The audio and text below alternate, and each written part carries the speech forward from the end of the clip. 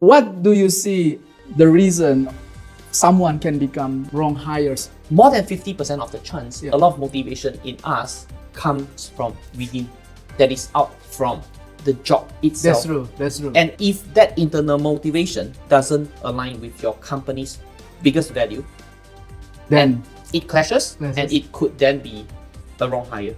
if somebody wants to get a job, why would they get help from consulting or recruitment firms services? One thing that we look for your company is not just about the present, but it's about the future. So to be a good recruiter by ourselves, Right. to recruit good consultants into the business, we are able to see beyond what is now. Mr. Justin Tan is the director and the head of Adecco Indonesia. We are so curious about the current recruitment environment. As I grow, I would then realize the three things that could change people's lives, in my opinion, would be education, healthcare, and jobs. If I invest my time into education or healthcare, the investment return is strong, but it will take a longer time. Right. Whereas when it comes to job, on the other hand, the impact is almost immediate. Interesting. Right? So if you give people a good job, they would certainly receive financial stability. They would certainly be able to provide more choices to their families, and that gives them better life choices and better life results. Imagine if you were to start your career now. Now, today. Today. What kind of skill or habit would you think everlasting or would still need to be learned today? The most important skills Yeah. to learn is the ability to learn. In 21st century, the literacy or illiteration that we speak about today is no longer about how to read or how to write. Right. The literacy in today's century is about learning, Yes. unlearning, Wow. and relearning.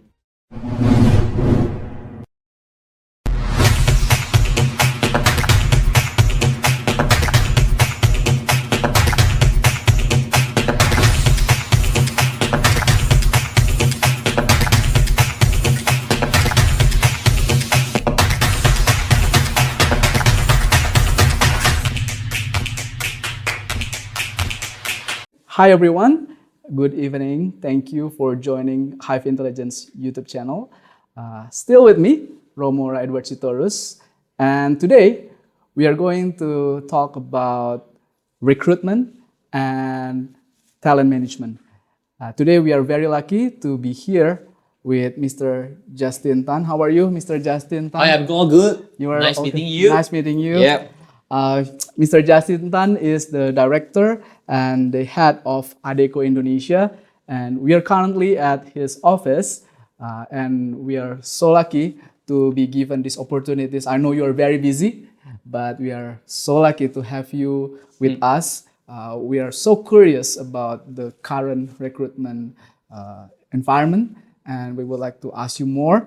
But before that, just to mention a couple of things.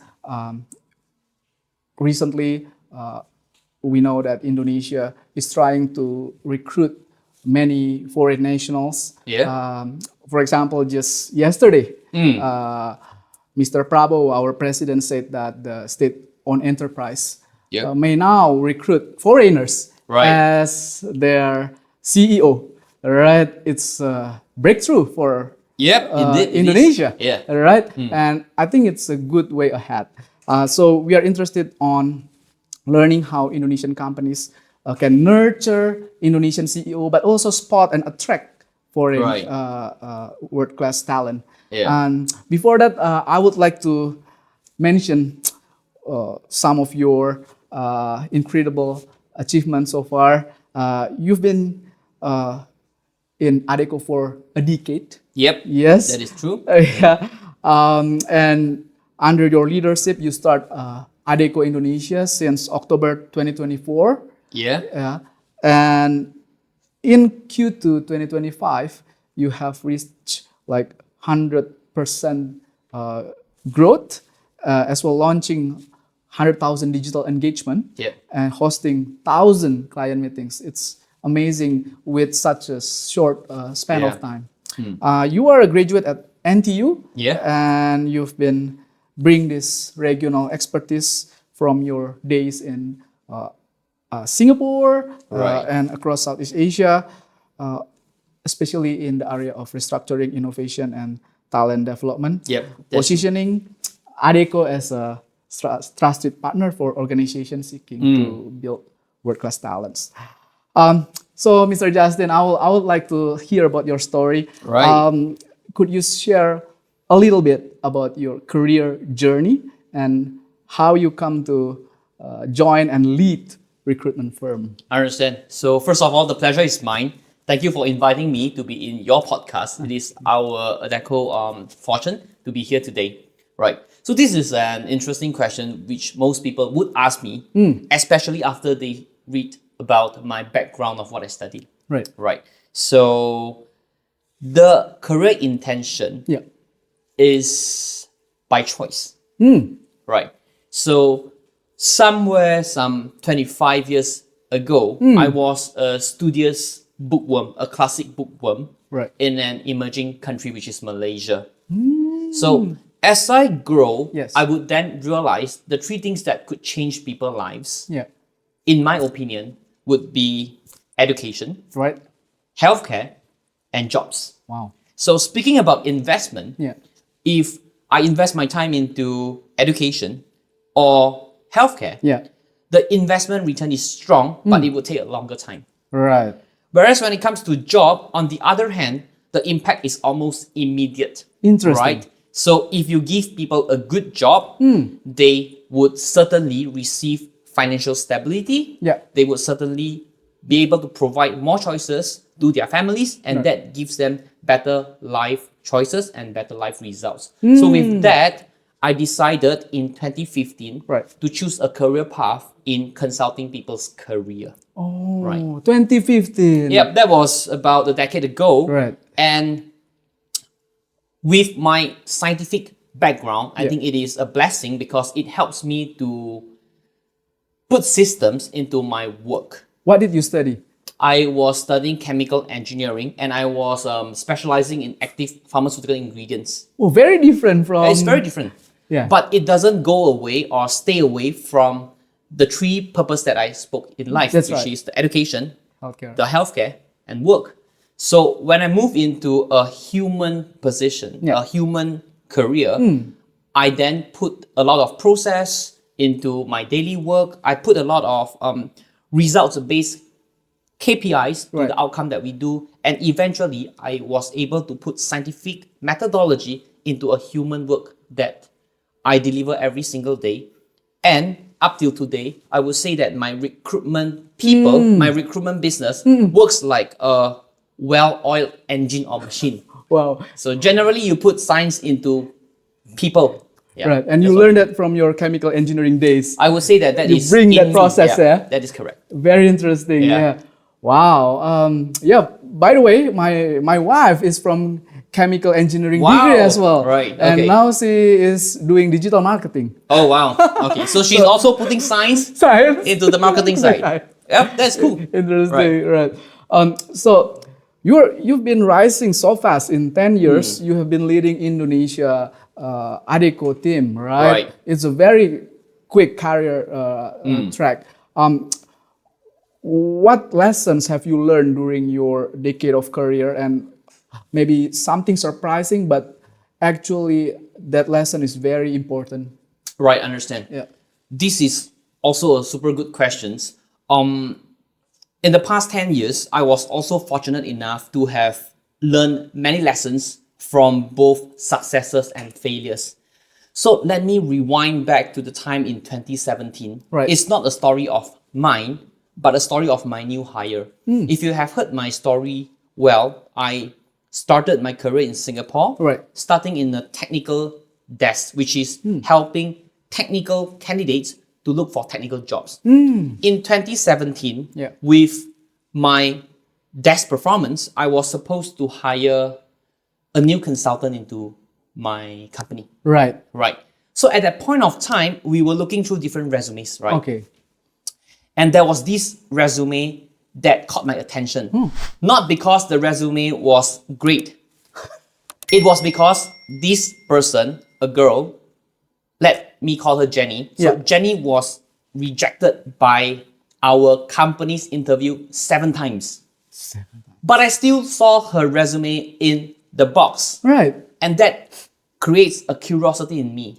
What brings this person to the table still? To reapply again. Yeah, to still want to meet us and have a job with us. Right. So looking at her resume, no surprise, not the right educational background, Right. not the right skill sets, not the right experience. Nevertheless, 7 times being rejected by the company, I want to meet you. So I met her. Okay. First question I asked her was that, what brings you to this office? Right. So she told me she wanted our job because she wanted to get her mother retired early. The mother was doing 2 jobs a day to keep the family afloat. So she wanted a job like us to make her mother retire early. And the first paycheck that she gets, she wants to bring her mother overseas.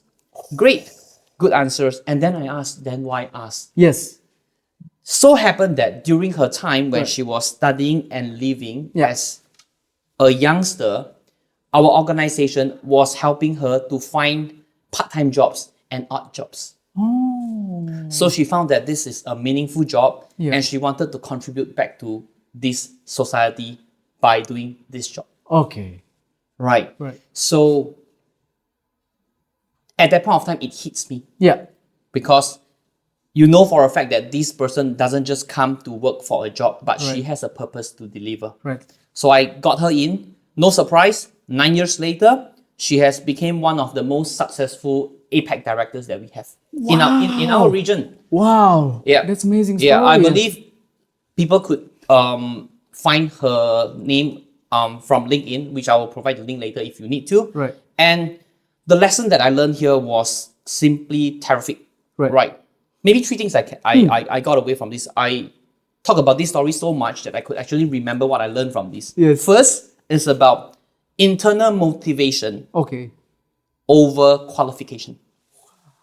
Right. That's amazing. Second thing that I learned here, which also is very important to me, is about potential over polish. Potential Over polish. polish. Yeah, so she wasn't the most polished person, Right, which wasn't surprising that she got rejected so Rough many diamond. times. Yeah, she's a rough diamond, but she had the potential because everything is in her. She has the resilience, right? And the last thing is about what I have recently shared on my articles, which is first impression matters. But there's a second line to it, which is, but second chance changes life. Uy. So that's what I simply believe. Right. So if I could combine that lesson that I have learned from these 9 years over this particular talent, I would say that sometimes it's not about how many no's you receive. It's about after receiving that no, do you still show up and turn up? Amazing. And that is what makes the difference in life. And that's what I learned the most in my past 10 years. Wow. Wow. That's a profound Thanks for this question. I love this question. And I talk about this story so many times. Yeah. That's a profound lessons that we learn from the story of Jenny you mentioned. I'm curious, like for a recruitment firm like you to find a rough diamond and help her to get in.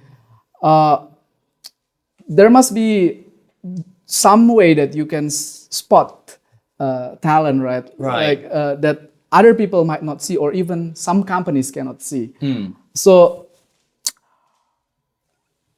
if somebody want to get a job, why wouldn't they apply by themselves? Why would they get help from consulting or recruitment firms' services? Understood. Okay. So many of times when an organization, they reach out to us for our capability to recruit for them, they would give us a list of requirements, to do the job well. When you engage with a professional headhunting services, one thing that we look for your company is not just about the present, but it's about the future.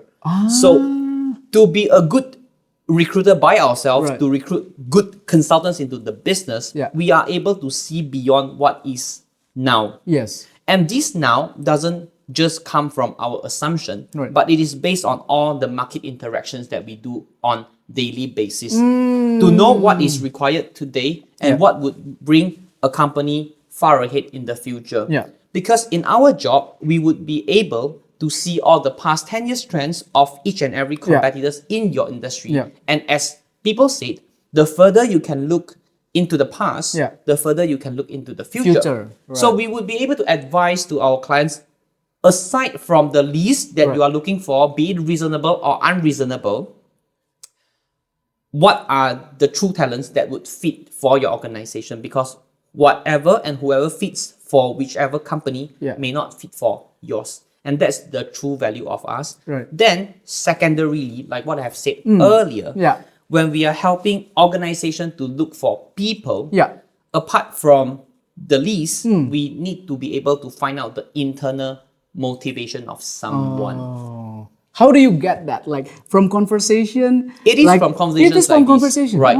Because in an actual interview that you run during a job interview, you often go through a checklist of questions that you don't go deep enough to understand about this person's internal motivation, the hidden potential in them, and how would them culturally fit into your organization. And that is what makes the organization growth last. And I think that is the true value that we can provide to our clients if they need us to be there. I believe you have hired so many people Right. in your 10 years. Maybe you can mention the number. You must have been doing many brilliant hires. I hope so. But also, on the flip side, there might be some wrong hires. Yeah. Maybe 0.001%. More than that for sure. What do you see the reason someone can become, or the red flag that someone can become wrong hires from your past experience? I see. Okay. When it comes to a wrong hire, often the mismatch doesn't just come from one or two criteria. Right. So we have to align so many things that it usually comes from the purpose alignment first. You need to align the purpose between two parties. Like for example, if two couples are being together, one is going into a relationship with the intention to get married, while the other one is to having an intention to just be a long-term partner. The initial purpose is already different. But these two persons might have some checklist that matches. That's true. Like you're a handsome guy, a pretty girl, a career-driven man, and a caring woman. So many of those criteria might match. But if the initial purpose of the ending is not the same, it can already create a mismatch in where you guys are. Secondarily, it's about the internal motivation, like I always talk about. Many companies, they would have the confidence that if everybody has the right skill sets to teach and to learn, eventually people would be motivated. But more than 50% of the chance, a lot of motivation in us comes from within, that is out from the job itself. That's true. And if that internal motivation doesn't align with your company's biggest value, then it clashes, and it could then be a wrong hire. Then part ways, And these are the reasons that are beyond the checklist. I see. Wow. So very important to have a clear vision with the company. Exactly. Sometimes it's not just the company is looking for the right hire. Sometimes we as the talent should also see whether our vision are aligned with the company. We don't want to work in a company that we don't like at the end, right? That is true. Interesting. So in the last 10 years, things has changed, right? For sure. COVID has entered, and online work has become a trend. Yeah. Then we also see so many changes in the job market. Yeah. It's a different story 10 years ago from now. Yes. But imagine if you were to start your career now. Today. What kind of skill or habit would you think everlasting or would still need to be learned today? Or maybe now is become more important to learn in order to thrive in any career. I see. Yeah. Right. If I were to find a job today as a fresh graduate, I would be so anxious, to be honest. To be honest, yeah. When I look at the internet, I would then see how many youth are unemployed now. The youth unemployment rate is high. Job hugging as a word. I would be seeing news like AI is taking over human. I would be so anxious. Right. But that doesn't change the fact that people still need to have some skill sets and habits that would be future-proof in the next 10 years, for example. So, what are the top 3? Yeah. Let's talk about the skills first, right? Okay. The most important skills to learn is the ability to learn. Wow. So, today, post-COVID, what do we see the most? We now see generative AI. Yeah. They could now create research papers. They could now create data and points for us. Scary. You were in the educational industry back then. Some 15 years ago, when we were researching for life sciences details, we spent nights and days, hours, quarters, semesters to get those data in. Only the professor knows. Yep. And now you go out there, make a coffee, boop, you are back. You have that all information and slides. Yes. Right. On the other hand, at the social media level, you get so much information of other things, right? So the world now is special. Right. People get information from all sources at such a short time. Right. But often, they only get 1 or 2 narratives. So you only buy 1 or 2. And then selected. Yeah. So according to this writer who has passed away, his name is Alvin. Yeah. One day he said that in 21st century, the literacy or illiteration that we speak about today is no longer about how to read or how to write. Right. The literacy in today's century is about learning, unlearning, and relearning. So that is that number 1 skill set that, in my opinion, if I'm going to find job today, I need to have this equipped in me. That is number 1 skill set. Right. Habits-wise, I believe I would break it down to 2 since you need 3 answers, right? So habits-wise, I would say that curiosity, which I have mentioned a lot today, and humility. Humility. Why I say so? Why? Right. Because nowadays, when you ask a question to ChatGPT or if you go to social media to look for some hashtags that you want, you will get that information that you need. Yeah.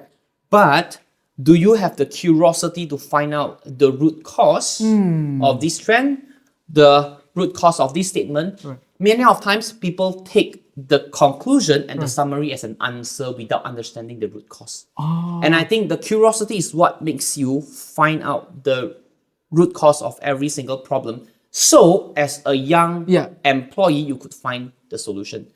Second is about humility. Yes. Humility is when someone, be it more junior or more senior than you, give a statement that opposes your view. You need to be able to be humble enough to accept that view and to change if it is better. So if I could summarize from a character or habit perspective, someone has to be curious enough to seek truth and to be humble enough to accept if there's a better truth. Wow. So it's maybe hard. These 2 things are hard, which is why I say kids these days, if they were to find jobs 10 years or 15 years after me, they would be anxious because I would be. These 3 skill sets and habits are so hard these days. Right. Wow. That's amazing. Thank you for sharing No problem. Yeah. So it shows that we have to keep learning every day. Yep. Because That's true. the knowledge is moving so fast. Yep. And if we stop learning and we feel like we are okay, then actually we are not okay. Somebody will find a new solutions better than us and just scale that up. Yep. Yeah, so fast. Yeah. Yeah. Wow. Very interesting. You mentioned about how curious is the recent generation. We learn. I also write an article Wow. about in Manila Times about how youth unemployment in Southeast Asian countries is rising. Yeah. But not only in Southeast Asia, it's in Across the China, globe, yep. America, everywhere. Exactly. AI seems like cutting the entry of new entry Yeah. employee. Yep. So it's getting harder if you don't have experience or if you are just fresh graduate to enter the job market. I would like to ask you about what is the current trend in the Indonesia or job market that we have to be aware of. For example, recently I heard about skills-based hiring. So it doesn't matter how your degree is. What matters is whether you can solve the problem the company have, or there's a trend of jobs hugging, right? Where people now are so worried about their job will be taken away or they will be laid off, so they don't want to move to another company. It's very different from 3 years ago, where the startup getting funding, and so if you are moving to another startup, you can always find a place every time you move companies, right? What are the most feasible trends that we are looking at nowadays? Right, you are so on point. Yeah. Skill sets hiring was one topic that I was just talking to my support function today. Right.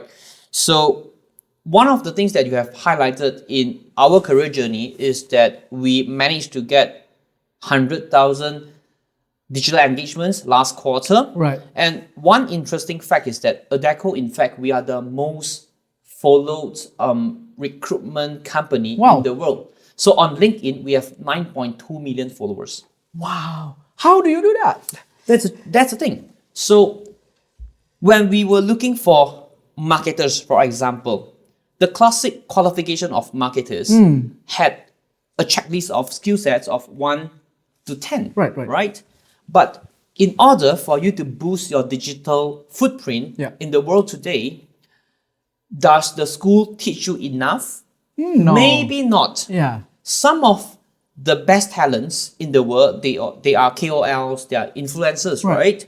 And they did it by trial and error. Maybe they did it for 10 years already. They started posting their food, their faces, their trips, and they realized that some of these contents could drive traffic. Exactly. So when we were setting up our business in Indonesia as a global company, we wanted to have that traffic. So when we were looking for marketers, apart from the qualifications, which is a yes or no, which is an important or not important thing, we really wanted to have people who have the skills and capability to drive traffic. Excellent. And the 2% that I eventually hired, they have amazing skill sets to do so. I see. Right. So skill-based hiring is definitely one thing that all Indonesians have to watch out. I see. Right. Okay. Second thing is about I'll say technical literacy and human empathy. Right. So technical literacy is what I meant about, you know, some people, when they are in Indonesia working for the past 20 years, they are really, really strong in the function and the silo that they work in. Right. So many times they are less exposed to the new technology that is in their space. Okay. And eventually they would still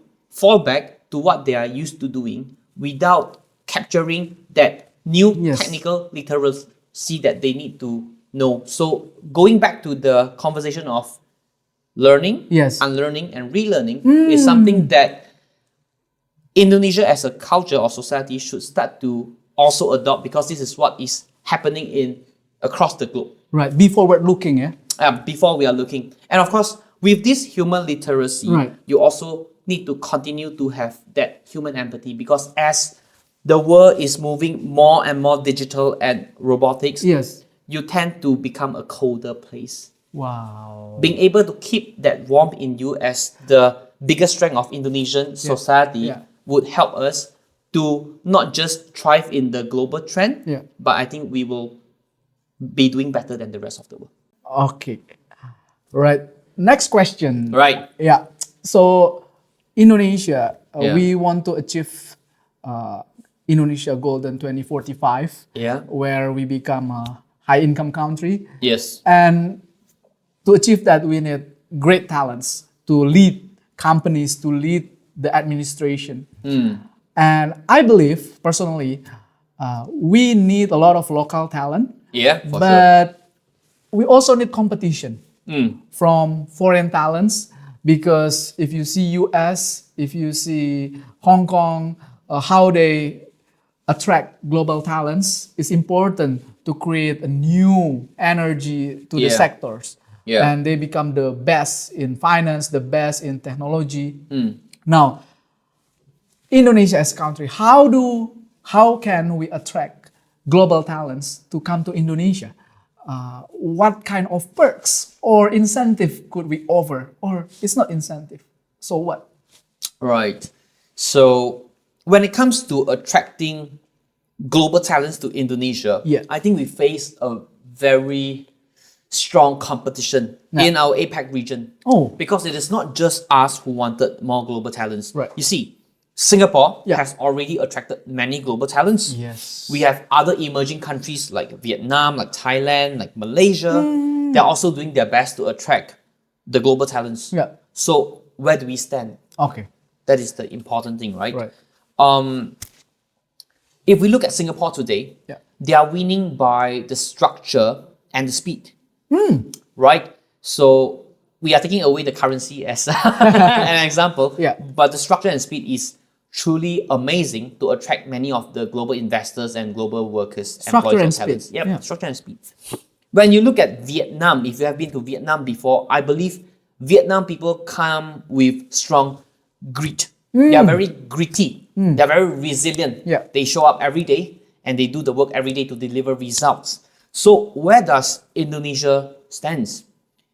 We have to play our strength right. Indonesia has a much higher capacity to achieve economy of scale. We have the scale. We can drive labors. We can drive labors at mass. Similar to China many years ago, similar to India some 10 years ago. We are at that stage. But how are we different? We are very different. If a foreign talent have visited all these different countries before, they would realize one apparent strength in Indonesia. What's that? Human. Is the warmth in us. Is the genuine intention in us. Indonesian people care for people. I see. And on top of that, our interest is undivided. We see human as human, and we don't, at this point of time, at least we don't see foreigners as an intruders as much as other countries that I have visited so far. So we are very welcoming. I see. And I think that kind of cultural difference is one strength that we should always play. And with this strength, what type of economy can we drive? It definitely goes into the service industry, the hospitality industry, and even the internal consumer market. Because we have such a large population that our domestic consumption is going to be high.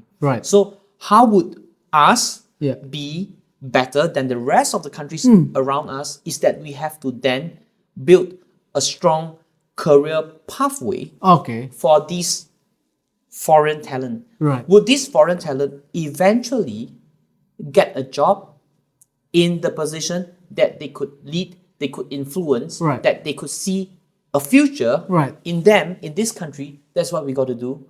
to make ourselves competitive. If you look at Singapore, it has become home for many nationalities. Yes, expatriates are there. Yeah, and these expatriates, they eventually build homes, they build families there. And that is because in the structure of Singapore and the policy of Singapore, they could and they would allow these foreign talents to eventually hold an important position in their career, which will in turn benefit much in their lives.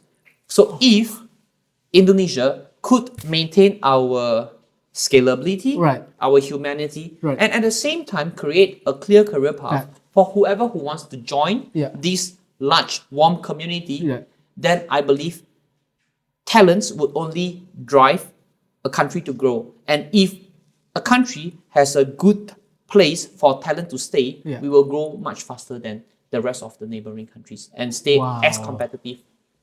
Amazing, yeah. That's what I feel, yeah. Wow, thank you so much. Yeah, so building structure is very important. Yep. Interesting. To make sure the country change their mind or to realize what you have saying, it will take time. For sure. Right, but let's say one company in Indonesia, despite all the challenges, right, want to become a world-class company and they want to attract global talents. Despite everything, what would you say the common features of most best employer companies have to attract employees to work for them? Right. So attract and retain is a huge topic when it comes to having a global talent to be in your organization, because a lot of times these global talents, they work like a mercenary group. They come in, they deliver a project and they leave, right?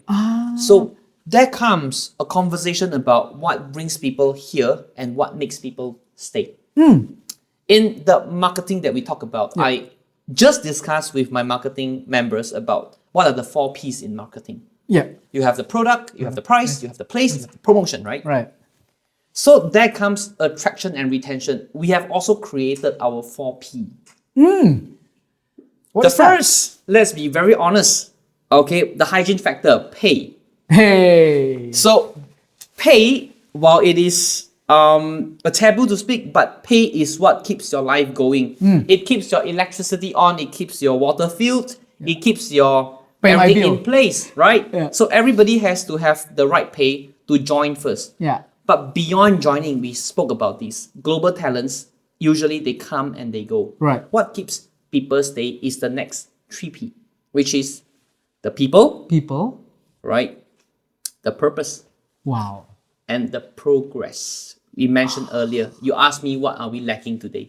Progress. So people are what we mentioned about, the team and the leader that you report to.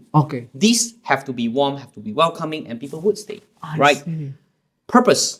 When they are here, leaving the country to be here, are they building something for themselves or for you? You ask me what contributes to a bad hire.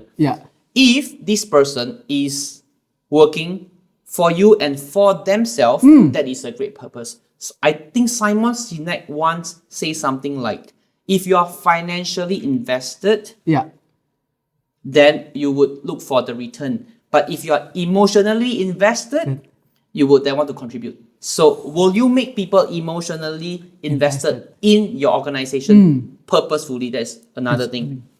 Last thing is about progression. We mentioned about that. People here, in order for them to grow up, to grow wide, to have a family here, they need to progress. Progression in life and in job is important. And if we can hit these 4 P's as a whole, as an organization, then we can ensure not just the global talents, even the local talents, they would want to job hug your company. You hug a big and warm tree, right?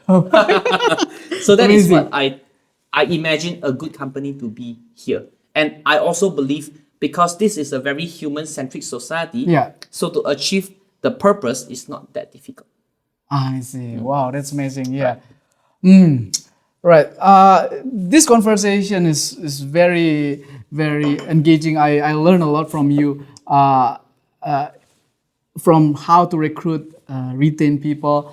I know that many global companies Yeah. who have business in Indonesia, Yeah. initially Yeah. they would bring expatriate to lead the company as CEO. Right. But gradually, they would hope that it will be the Indonesian national For sure. who will become the CEO. Right. For many reasons. Yeah. It could be, maybe less, like, they don't have to pay for the housing, let's say, right? Yeah. Or pay for other perks, right? The other thing is, when you are national, you would have more sense of belonging, right? Because That is true. in your country, you try to build your home, right? But then the problem is, how do you make sure it's good to have expatriate Right. to come and transfer knowledge? Yeah. But how do we make sure transfer knowledge happen between expatriates, the leaders, to their team, so Right. that the team one day become the future leaders? This is a big question, which I don't know how to answer, but I want to learn from your insights about Right. how do you make sure transfer of knowledge, because we are trying to drive that. Right. Yeah. Understand. Okay. So I really love this question because coming from another country as an expat to build a multinational company in Indonesia, that was my biggest purpose. I want the company to be local first. Right. So if you look at all my senior managers, associate directors, they're all locals. Wow. Right? So is there a way for such companies to do similar success and replicate this? There is. Right. I'll start with the first thing, which is creating opportunities for small failures, because that would be your learning currencies. Wow. Many of times when I look at the lack of knowledge transfer is because some leaders, they would take a lot of accountability Yes. and ownership of what they do without sharing much to the local workforce, whereas the local workforce would only work on their functional specialization. Very limited, yeah? Correct. Without giving them that rotational capability, Right. you make them fail less and learn less, and as a result, they become less like you. And I think that is bad. So when it comes to a rotational exposure, Right. we constantly rotate them between the regional exposure, functional exposure, and also their capability exposure. Right. So Rotate, we yeah. switch the ways of them doing things and let them try different methodologies, Right. so that they fail early, Yeah. they learn early, Yes. and they will be able to lead early. Wow. I think that is the Wow. most important thing. Create small learning opportunities through mistakes as a learning currency. I It's an see. investment. Right. Second thing is about getting your local workforce Right. to own a small P&L as early as possible. Many of the companies that we have observed today, they held their P&L very close to the upper management without giving the juniors that kind of visibility and exposure. So when the transfer happens, Yeah. you realize that there is a huge gap that is unable to be filled. Then they have to again bring in another leader from the home country to sit in that position again. So it is very important for the local leaders Right. and the global leaders Yeah. to have this consensus that every person that you have identified to be your potential successor, Right. to start to own P&L, even as small as possible, is fine. But they need to start to have the ownership, because P&L as in profit and profit loss, right? Why it's Yeah. important? Because when you start to own profit and loss, Yeah. you have the sense of ownership that this desk and this organization belongs to you. For Interesting. example, today Adecco comes to Indonesia, Yes. as a local employee, if I don't own any P&L, I would always think that this is a Swiss company. And my boss is always going to be Swiss because they own the P&L. But once the Swiss management team, they start to say, hey, look, Justin, can you start to own this part of the P&L? And that part of the P&L, I start to feel that I'm part of the organization. I want to do more. I own this more, right? When we start to do this, you can help to minimize that leadership gap. And of course, the last thing that we have spoken about is about the cultural difference. Apart from what the MNCs and the leaders should do, one thing that us should learn is potentially a second language or a second skill set. Because these MNCs, sometimes when they come here, many of the leaders, they are already at 50, 55 or 60.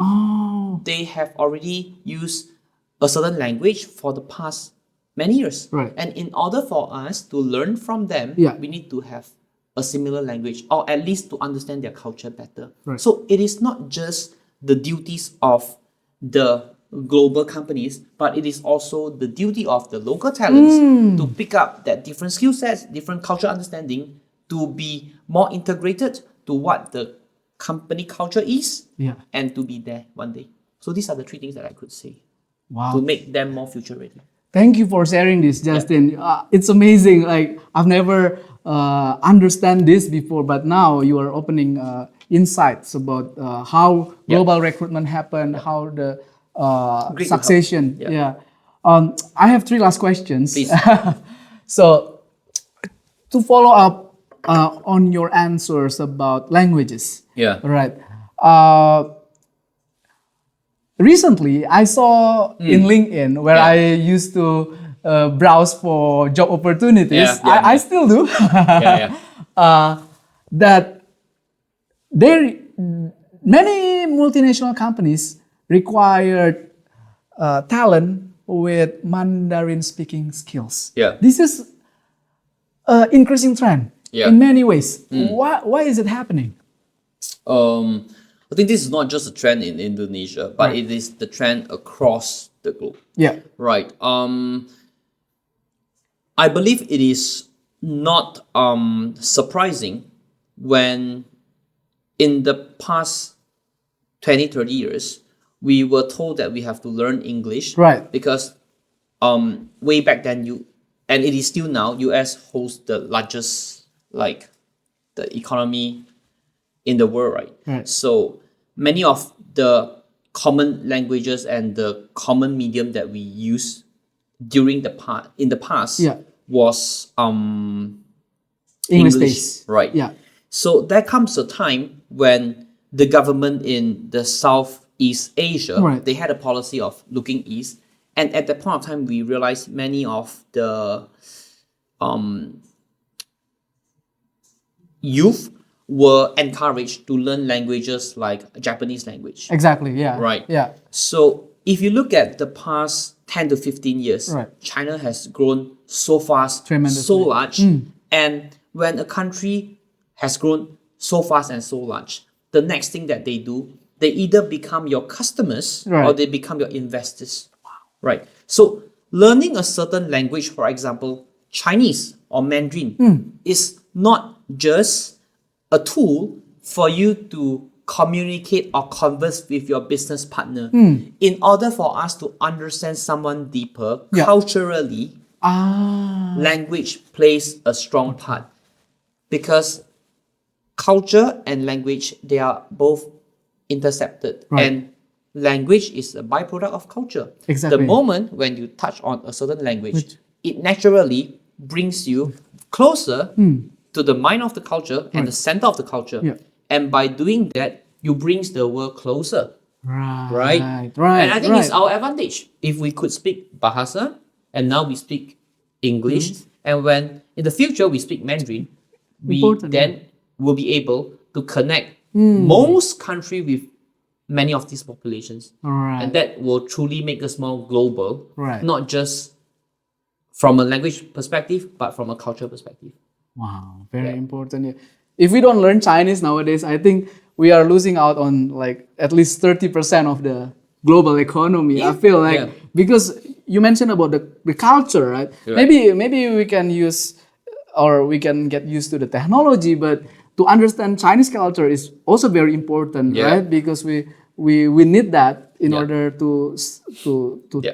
to trade with them, Yeah. to do business with them. Yeah, it's They are very either important. your buyers or your investors, and some point of time they would be your leaders of your MNC, Right. and you have to be their successor. Yes, And yes. there we come to the topic about language again. If you learn that, you learn them. Yeah. You know how to move up by minimizing the frictions too. I think that is super important.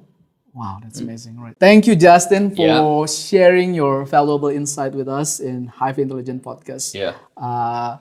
We are coming up to the last two questions. Nice. The next question is about green economy. Right. Right. As you see, recently, sustainability, green is the buzzword or the keyword in many annual report. Yeah. Like people are talking about green. Yes. Green sector and then green skills.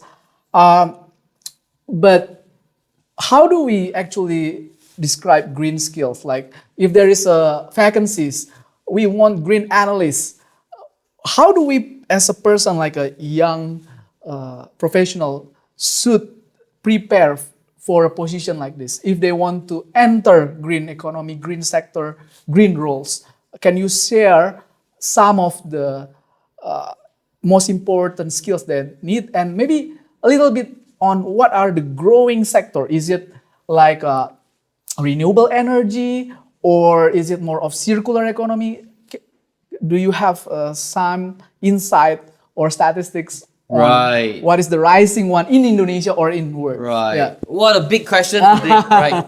But for this, I first have to thank the lady sitting there. I know Okay. she's not in the screen. Her name is JJ. Oh, JJ. So about a week and a half ago, she brought me to meet one of the high official in huge logistics firms. I would say it is the top 5 logistics firms in the world. Yeah. Right.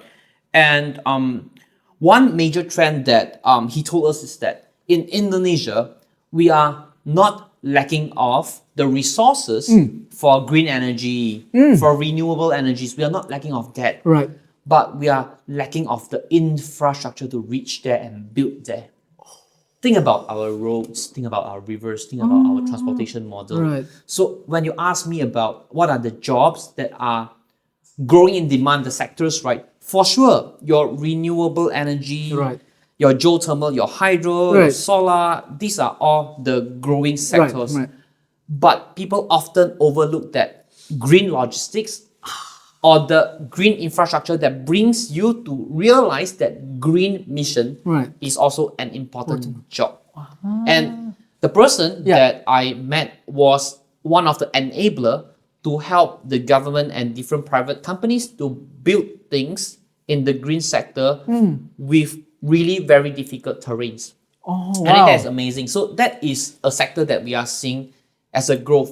On top of that, at a global level, we for sure see a lot of demand for raw materials for batteries and stuff. Okay. And those are the things that Indonesia had those natural resources. Right. So then that leads to the next question. What Right. are the jobs, right? Yeah. So we talk about the renewable energy engineers, Yes. the green energy engineers, Right. the logistics engineers, and we also have your ESG related analysts. Oh, yeah. Yeah, those are also important because Right. they would then be calculating what makes sense for that industry. However, there's also one last thing that people often overlook. Yeah. Being green itself Yeah. is not a technique. It's not a technical thing. Yeah. It's not a technical shift, I want to say. Okay. It's a cultural shift. Cultural shift. Yeah. Why is that? Think about Japan when they do sorting of their recyclable items. Right. It is already in their culture, in their blood. They do it because they want to save the world. Oh, that's So true.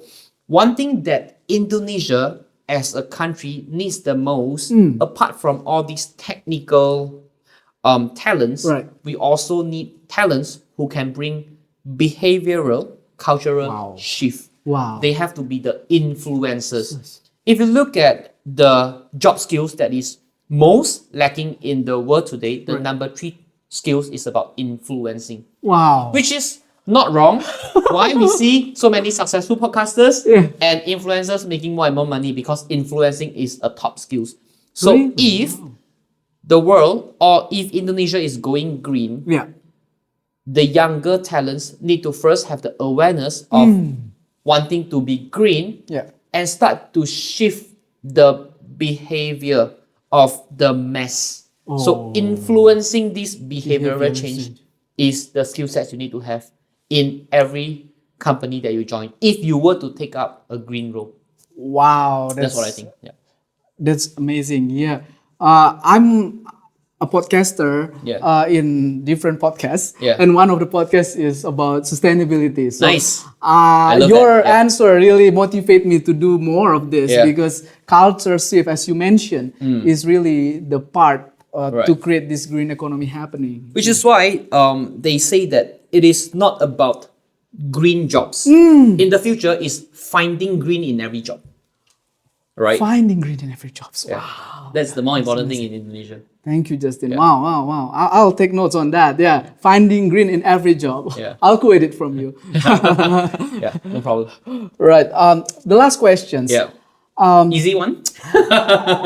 For you, I think would be easy. For me, it's I'm always curious of this. Yeah. Many people always curious of this. Many books write about what kind of trait do you need to become the C-level leaders, the top leaders.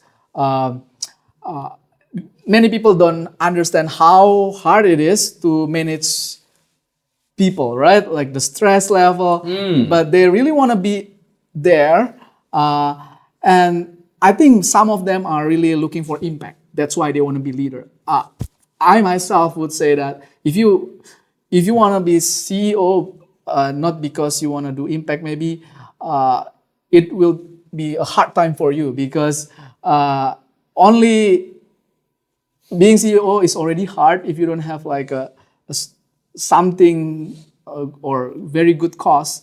Then you will be so stressful because you will just give up. But what do you think? What kind of traits that many board commissioners are looking for when they are choosing their C level, other than performance, of course? Right, I understand. So today business world is more turbulent than ever. We see that a lot from all these sanctions, tariffs. We see this a lot in the stock market. I believe in the past 20, 30 years, this is one of the most crazy stock market changes that we see on daily basis. I'm using the word daily basis, right? Yeah. So being a CEO today is not easy. If I'm just speaking about how would Indonesians eventually become those big CEOs in big MNCs, first thing is about the strategic focus, and that boils down to the ability to say no. Wow. Yeah. What do you mean by that? Because in today's market, there are so many things that we could both see as signals and noises. Right. You need to be able to differentiate between the signals and noises and say no to those noises. Stay really focused to the strategic outcome that you want to and drive towards that. I think that is the most important trait of today's market CEO. Secondarily, we need to be able to manage complex relationship of stakeholders. Internal stakeholders, external stakeholders, your internal investors, external investors. I think that is super, super important. Right. Yeah. Like making them happy. Bringing reality to them. Right. Happy or not is not something that we could control, but being an honest and authentic business leader to all of your investors and stakeholders is the most important today. Right. Right. And the last thing, like what you have seen in my LinkedIn post, Yeah. you like me to quote Avengers, right? Exactly. The last thing, in my opinion, is to become like a captain. So, for example, a captain Indonesia, a captain America. Right. Why? Why do I put this up? If you look at the Avengers, they have people who are human, superhuman. They have gods. Yes. They have monsters, maybe. Right. Do they work together to achieve the same goal? Right. They did. Did all of them have different strengths and weaknesses, different They do. powers and flaws? They do. But the captain has that cultural humility, curious enough Right. to find out the root cause of why each and every person work in that certain manner, Yes. and they are humble enough to change their mindset, to change their viewpoints if there is a better truth. So this accidentally relates to the second question that you asked Right, me, right. like what is the most important skill sets Yeah. for the younger kids these days, Yeah. which is curiosity and humility. Humility. And this is and is also becoming, Yeah. has also become the most important skill sets that the CEO need to have. That's what I think. Thank you so much, Welcome. Justin, for sharing this with us. I think we learn a lot from your answer. Many young people who want to become leaders would learn that curiosity and humility are Yeah. the most important traits Yeah. that they have to cultivate to become great leaders. And I think they will now ask more for Adecco helps to build understanding about the labor market and help them in the job market. So thank you so much. I learned a lot from you. Likewise. Thank you so much too. It's an amazing experience to be able to learn from you directly. And good luck for Adecco. Yep. I think recruitment is very important. It's the key element to make a successful company. Right. And I hope one day we will be able to have another collaboration with you. All right. Yeah, thank you Looking so forward much. to that. Thank you so much. Thank you so much, Justin. Thank you. Thank you, everyone. Thank you for watching Hive Intelligence Podcast. See you on another podcast series. Bye-bye.